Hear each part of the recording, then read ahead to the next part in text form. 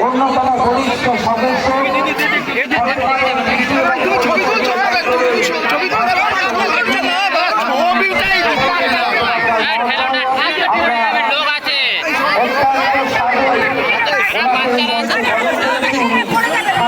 পরিদর্শনে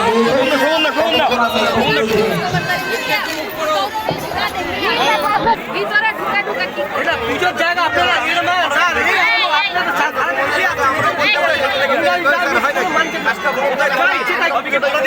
জায়গাটা কি করতে এটা তো বোঝা উচিত আপনাদের।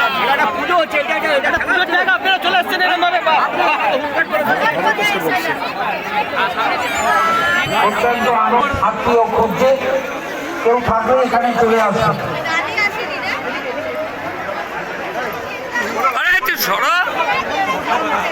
আমাদের মাননীয় বিধায়ক ঘাট পরিদর্শনে গিয়ে অসংখ্য মানুষের ভিড়। মঞ্চে উপস্থিত আছেন খড়দহ পৌরসভার পৌর পরিষদ সদস্য আমার কথা বলে যান। উপস্থিত আছেন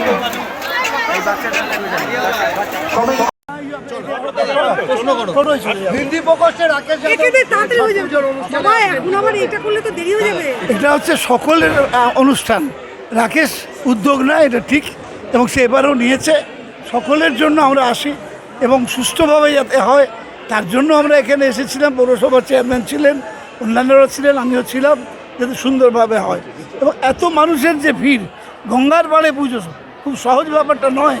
অর্থাৎ পুলিশ প্রশাসন সব দিক থেকে, এবং আমরা সবাই অত্যন্ত কেয়ারফুল থাকতে হয় এই পুজোর সময়। কালকে এসেছিলাম আমরা, যাতে করে দড়ি দিয়ে দেওয়া বা বাঁশ দিয়ে দেওয়া এগুলো ঠিক করে করা হয়। আমার মনে হয় ঈশ্বরের কৃপায় সব কিছু ভালোভাবেই হবে। আজকে থেকে 12 রাজ্যে এসআইআর চালু করলো, যা 4:30টার সময়, কি বলবেন? এসআইআর চালু করা নিয়ে তো আমার কিছু বলার নেই।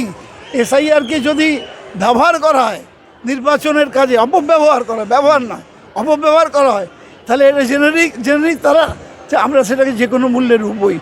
যোগ্য ভোটার যেন কোনো মতেই না বাদ যায়, মমতা বন্দ্যোপাধ্যায় জানিয়ে দিয়েছেন। দিদি, আজকে এই যে ছট পুজো গঙ্গার ঘাটে, এটা আপনাদের কি পর্ব এবং কিভাবে করেন?